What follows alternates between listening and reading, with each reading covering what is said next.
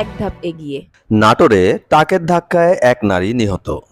নাটোরের বড়াই গ্রামে ট্রাকের ধাক্কায় এক নারী নিহত হয়েছেন।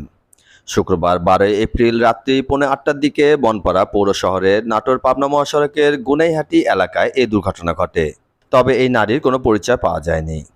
বনপাড়া হাইওয়ে পুলিশ ভারপ্রাপ্ত কর্মকর্তা হাবিবুর রহমান জানান, আজ রাত 8:45টার দিকে নাটোর পাবনা মহাসড়কের গুনাইহাটি এলাকায় একটি ট্রাক অজ্ঞাতনামা এক নারীকে চাপা দেয়।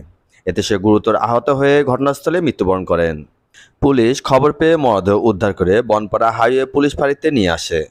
ওই পুলিশ কর্মকর্তা আরও জানান, ঘাতক ট্রাকটি শনাক্ত করার চেষ্টা করা হচ্ছে।